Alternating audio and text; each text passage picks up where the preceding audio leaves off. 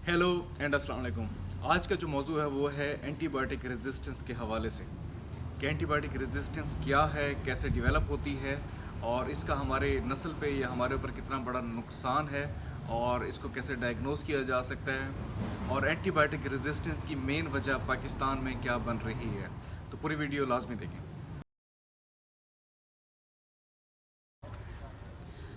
Antibiotic resistance क्या है? Antibiotic resistance है जब कोई दवाई एक जरासीम के ख़िलाफ़ काम नहीं करती या कोई बाहर से एक ऐसा जरासीम आ जाए जो पहले से ही उस दवाई के ख़िलाफ़ रेजिस्टेंस डेवलप कर चुका हो, या जो ये जो एंटीबायोटिक रेजिस्टेंस होती है वो ख़ास किसी एक दवाई के अगेंस्ट भी हो सकती है और क्लास ऑफ ड्रग्स के अगेंस्ट भी हो सकती है। यानी कि अगर आपको डायरिया हुआ है खुदा ना खास्ता और एक ख़ास किस्म के जरासीम ने वो डायरिया कराया है, लेकिन आप उसको उसकी दवाई देते हैं जो ड्रग ऑफ चॉइस है, लेकिन वो बच्चे पे असर नहीं करती या आप पे असर नहीं करती, इसका मतलब है कि एंटीबायोटिक रेजिस्टेंस डेवलप हो चुकी है उस दवाई के अगेंस्ट। फिर आपको फर्दर स्विच करना पड़ेगा किसी और क्लास की तरफ, आपको उससे ज़्यादा हाई पोटेंसी या दवाई देनी पड़ेगी। अब इसकी बहुत सारी मुख्तलिफ वजूहात हैं। जो मेन वजह है हम उस पर बात करेंगे। अब उसमें यह है कि डोज़ कंप्लीट नहीं देना, यानी कि जो उसकी एंटीबायोटिक्स की डोज़ है, यानी कि आप उसके वज़न के हिसाब से बच्चों को देते हैं और एडल्ट को देते हैं उनके हिसाब से। जिस तरह आपने अक्सर देखा होगा डॉक्टर साहबान कह रहे होते हैं कि ये दवाई कम से कम 5 दिन आपने इस्तेमाल करनी है। अगर आप उसको 2 दिन में ठीक हो गया, आपने उसको कंप्लीट ना किया कोर्स को, जी मैं ठीक हो गया हूँ 2 दिन में कंप्लीट करके मैंने छोड़ दी है, तो ये भी एक बहुत बड़ी मेन वजह है। दूसरा, अगर आप हाई डोज दे दें, ज़्यादा डोज दे दें, उसके अपने उसके जो साइड इफ़ेक्ट्स हैं वो उसके अपने अलग से हैं।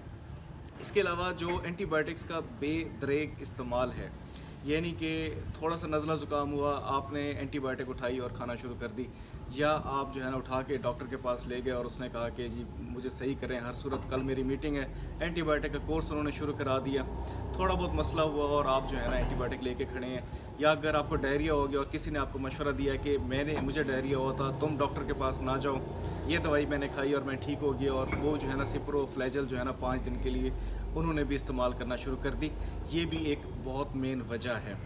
और दूसरा, मैं उससे पहले थोड़ी सी बात करूँगा कि हमारे अपना जो रवैया है वो भी बड़ा हद तक बिगड़ चुका है। वो ऐसे कि एक एग्ज़ाम्पल मैं देता हूँ। मेरे पास मेरे नेबर्स में से ही हैं, बड़े करीबी, बड़ा अच्छा ताल्लुक़ है, उनके छोटे बच्चे को डायरिया हुआ। अब वो 10 to 15 स्टूल्स पर डे थे। मैंने उनको सिंपल जिंक और ORS पे बच्चे को रखा। आफ्टर 24 आवर्स उन्होंने दोबारा कॉन्टेक्ट किया कि डॉक्टर साहब डायरिया ठीक नहीं हो रहा। मैंने कहा कितने, अब फ्रीक्वेंसी कितनी, अब कितने स्टूल कर रहे हैं? उन्होंने कहा जी 4 मोशन तो आज भी करती है। मैंने कहा 14 से 4 पे आ गए, कोई इतनी परेशानी की बात नहीं है, बच्चे को एंटीबायोटिक देने की ज़रूरत नहीं है। लेकिन वो बहरहाल इस चीज़ पे नहीं माने, उन्होंने कहा जी एंटीबायोटिक हमें मिलनी चाहिए।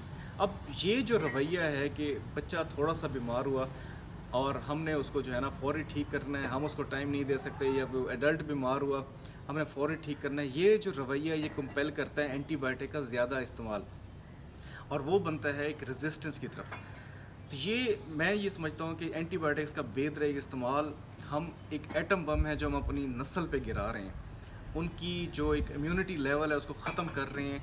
और पाकिस्तान जो है, कम से कम जो है पाकिस्तान क्या हिंदुस्तान में भी बहुत ज़्यादा इस्तेमाल है इसका, और हम अपने आने वाली नस्ल को क्या चीज़ दे के जा रहे हैं कि मतलब एंटीबायोटिक्स जब इस्तेमाल करेंगे और वो असर ही नहीं करेंगी, अगली क्लास पे नहीं करेंगी, उससे अगली पे नहीं करेंगी, तो फिर फर्दर हमारे पास फिर आखिरी कुछ दवाइयाँ रह गई, अगर वो भी असर करना छोड़ गई तो फिर पीछे बचेगा क्या? बहुत ज़्यादा इस्तेमाल के साथ साथ जो एक मेन वजह एक और भी है, वो है अगर आप किसी ऐसे शख्स के करीब हैं और उससे एक ऐसा जरासीम आता है जो पहले से रेजिस्टेंट है, तो वो भी एंटीबायोटिक रेजिस्टेंस का बायस बन सकता है। तो अमूमी तौर पे ये सिर्फ एक बंदे को नहीं, ये पूरी कम्युनिटी को जो है ना मुतासर करता है। हम देखते हैं कि जो हमसे पहले हमारे आबा अजदाद थे, उनकी जो बेसिक उम्र थी 50 साल, 60 साल, 40 साल, और अब जो है हम 70 साल, 80 साल तक जा चुके हैं। तो मोस्टली ये एंटीबायोटिक्स, ये सेहत के जो हमने तरक्की की उसकी वजह से हुआ है। लेकिन अगर हम इसका बेदरेग और इस तरह इस्तेमाल करेंगे तो हम अपने नस्ल को क्या दे के जा रहे हैं, आप खुद समझदार हैं। इसी रवैये ने कि बच्चे को या बड़ों को जल्दी से जल्दी ठीक करना है और ज़्यादा अद्वियात की तरफ लगाया, और वही एंटीबायोटिक रेजिस्टेंस का बायस बना।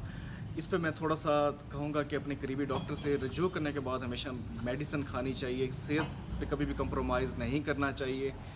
जो कुछ हमारे क्वैक हजरात, क्योंकि यहाँ पे कोई चेक लॉ एंड ऑर्डर या चेक एंड बैलेंस तो है नहीं, وہ بھی جو ادویات کا بے دریغ استعمال کرتے ہیں، اسٹیرائڈس کا بے دریغ استعمال کرتے ہیں، جو اس کی انڈیکیشن ہوتی ہے اس کے باوجود بھی وہ اس کا استعمال کر رہے ہوتے ہیں، اور یہ ساری چیزیں جو ہے نا اینٹی بائیوٹک ریزسٹنس کا باعث بنا ہے۔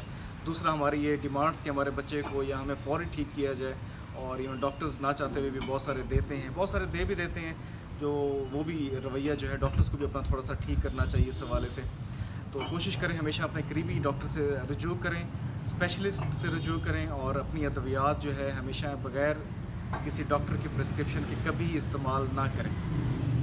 اور اس کو ٹیسٹ کو ڈائگنوز کرنے کے بہت سارے طریقے ہیں، جو کلچر اینڈ سینسٹیوٹی ہم کرواتے ہوتے ہیں، ریپڈ ٹیسٹ بھی ہیں، تو وہ اگر کوئی علامات ہوں تو ڈاکٹر ٹیسٹ ایڈوائز کرتا ہے، ورنہ ویسے کروانے کی ضرورت آپ کو نہیں ہے۔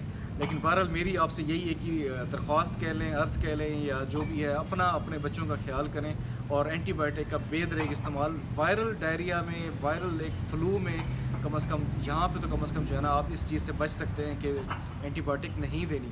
جہاں اگر سپر ایڈڈ بیکٹیریل انفیکشن ہو تو ایک اسپیشلسٹ یا ایک ڈاکٹر ہی اس کو دیکھ کے معائنہ کرنے کے بعد ہی آپ کو ادویات جو ہے نا پرسکرائب کر سکتا ہے۔ فون پہ، ای میل پہ یہ چیزیں کبھی بھی وہ نہیں ہوتی، ہمیشہ کوشش کریں ان پرسن جا کے جو ہے نا آپ میڈیسن لیں۔ اور یہ ٹیسٹ جو میں نے آپ کو بتایا کلچر اینڈ سینسٹیوٹی سے پتہ چلتا ہے کہ آپ کی کون سے جراثیم کے اگینسٹ کون سی دوائی اثر کرتی ہے اور کون سی دوائی اثر ختم کر چکی ہے۔ تو وہ ٹیسٹ بھی جو ہے نا وہ ڈاکٹر کی اس کے بغیر بالکل نہ کروائیں۔ تو بہرحال اپنے بچوں کا خیال کریں۔ اور ہاں، اگر ایک آخری بات میں کہنا بھول گیا، بچے پال نہیں سکتے تو پیدا کیوں کرتے ہو؟ 2-4 موشن آ رہے ہیں تو برداشت کر لیں، چیک کرا لیں، وائرل ہے تو گھر بیٹھ جائیں، کوئی مسئلہ نہیں ہے، کوئی آپ کا ٹائم ٹیبل وہ نہیں ہوتا، اور کوئی جو ہے نا مسئلہ کشمیر حل نہیں ہونے لگا آپ سے اس طریقے سے۔ بہت شکریہ۔